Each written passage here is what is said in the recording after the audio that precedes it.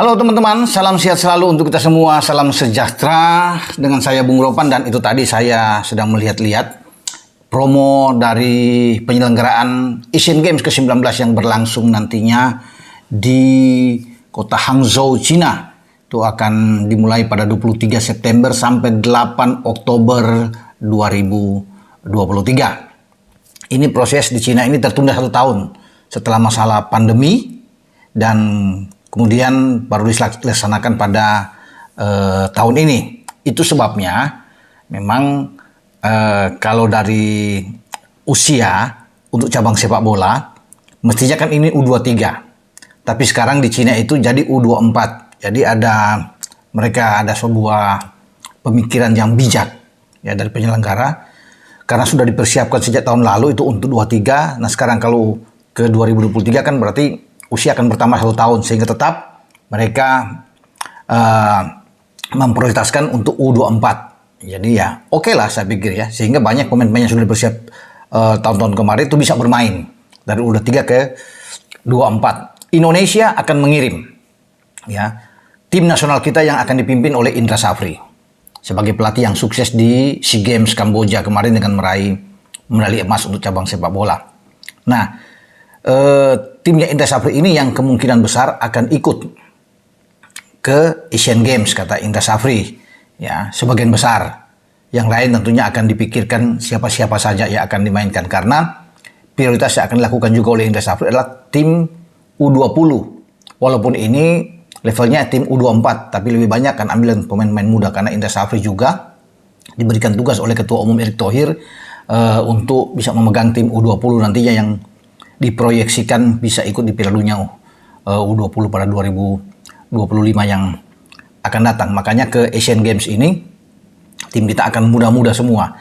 Namun ada aturan lain dari Asian Games ini, ya, bisa saja setiap negara itu mengirimkan 3 pemain yang bisa di atas 24 tahun maksimal. Diberi kelonggaran ada 3 pemain. Jadi Indra Safri bisa memilih juga 3 pemain yang sudah di atas usia 24 tahun. Terserah mau dipilih siapa, itu urusan dari Indra Safri. Untuk pemain senior, mungkin saja bisa Mark Klok, atau dia bisa mengambil Jordi Ahmad. Terserah bagi Indra Safri, yang penting cuma 3. Ya selebihnya hanya pemain-pemain yang harus batasnya 24 tahun.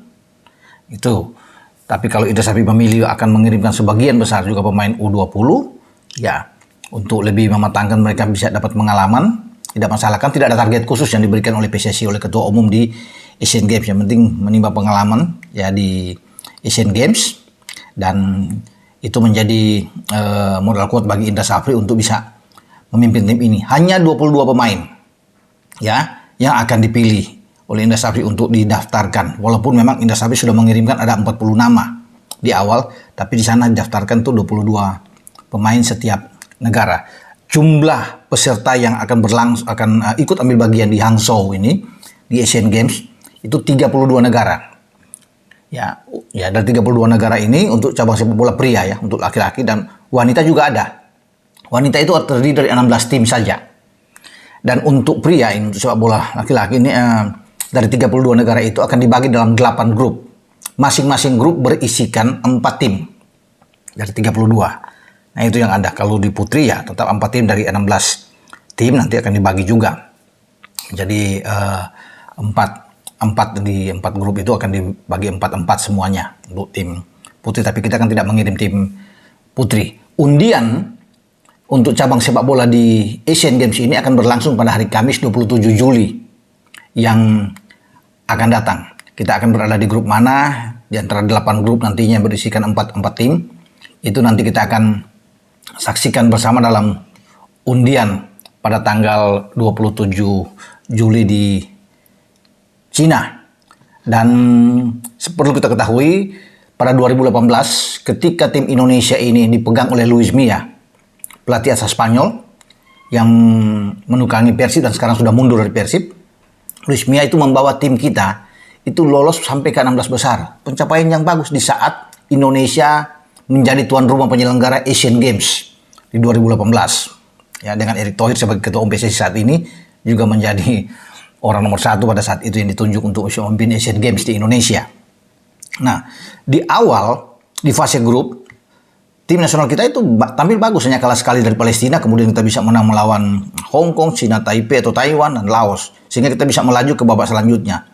Ya, tapi sayang mungkin kita terganjal ya, untuk bisa melangkah terus, karena kita kalah dalam pertarungan yang seru, yang sengit, yang harus diakhiri dengan adu penalti melawan Uni Emirat Arab dan kalah dengan 4-3 dari UEA. Namun apapun itu, ini suatu prestasi yang bagus yang dilakukan oleh Luis Milla bersama tim nasional kita U23 ketika itu, dan mungkin saja ini akan terlecut, termotivasi bagi pasukan Indra Safri untuk datang walaupun hanya dengan tim mudanya untuk bermain sebaik mungkin di Hangzhou ini. Nah, dari nama-nama tersebut, pasti semua Indra Safri sudah tahu. Ada plan A, kata Indra Safri, ada plan B. Ya, plan A itu adalah akan diambil pemain-pemain muda yang saya bilang tadi. Tapi juga dia bisa melihat, berpikir lagi untuk bisa menyiapkan plan B-nya. Plan B-nya tentunya Indra Safri yang lebih mengetahui apa yang akan dia lakukan. Akan ada kombinasi mungkin ya dari pemain-pemainnya akan diambil dari Liga 1 yang akan dilihat siapa-siapa yang lebih pantas untuk bisa masuk. Tapi dari 40 nama yang sudah disodorkan, itu Indra Safri sudah bisa melihat ya siapa yang akan dia ambil di sana ya. Karena ini event yang akan terjadi di bulan September ini padat mulai dari Agustus. Kalau bicara dengan U23 memang agak hati-hati karena STY akan memimpin tim U23 kita di Thailand nantinya 17 sampai 26 Agustus untuk Piala AFF U23. Kemudian hanya berselang seminggu dia harus bisa mempersiapkan tim juga U23 di kualifikasi Piala Asia, di mana Indonesia salah satu menjadi tuan rumah di grup K. Ya, tim kita itu berada di grup K untuk grup 11 bersama dengan Turkmenistan dan China Taipei yang akan berlangsung di Stadion Manahan Solo. Nah, di antara ini juga masih ada FIFA Matchday. Kalau untuk kualifikasi Piala Asia U23 kan akan berlangsung dari tanggal 6 sampai 12 ya, di mana kita akan bertanding pada tanggal 9 melawan Taiwan dan tanggal 12 melawan Turkmenistan. Nah, di situ juga ada FIFA Matchday yang akan berlangsung dari 4 sampai 12 yang akan dipimpin juga oleh STY. Jadi memang padat sekali. Seminggu setelah selesai juga harus bisa mempersiapkan diri bagi tim Indonesia yang dipimpin Indra Safri menuju ke Hangzhou pada tanggal 23 itu pembukaan. Namun untuk cabang sepak bola di Asian Games akan lebih cepat dimainkan, lebih awal, 4 hari lebih awal. Berarti tanggal 19 September sudah main untuk cabang sepak bola. Pembukaannya di 23. Cabang sepak bola itu akan berakhir pada tanggal 7. Ya, pada tanggal 7 Oktober. Sementara penutupannya di tanggal 8 Oktober. Jadi kalau Indonesia akan main, ya tentunya sudah main dari tanggal 19 September. Nah, itulah agenda ya, jadwal-jadwal yang sangat ketat. Apakah Indra Safri akan mengambil pemain-pemain yang sudah selesai bermain di kualifikasi U23 ya dipimpin, tapi ini sebagai suatu hal yang riskan tentunya karena kecapean dari semua pemain kalau untuk terus-menerus, tapi tidak akan memberikan kesempatan juga kepada pemain-pemain lainnya untuk bisa menimba pengalaman mereka bermain di tim nasional. Karena belum tentu kalau bermain dari waktu ke waktu ya, dari Piala AFF kemudian di kualifikasi U23 disambung lagi, ini akan membuat sebuah resiko bagi para pemain-pemain yang kalau dipaksakan untuk bisa tampil di Asian Games. Semoga dalam undian nanti kita berada pada grup yang oke lah, tidak begitu keras, tapi siapapun kita harus siap. Menghadapi tim manapun harus siap lah. Tapi kalau dapat di tim grup yang agak lunak sedikit, mungkin punya harapan buat kita untuk melaju ke babak selanjutnya, mengikuti apa yang dilakukan oleh Luis Milla dengan tim U23 pada 2018 di Asian Games saat kita menjadi tuan rumah. Sampai di sini dengan saya, Bung Ropan, untuk berbicara dengan tim U24 yang diasuh oleh Indra Safri yang menuju nanti ke Hangzhou untuk Asian Games ke 19 pada 2023. Ciao.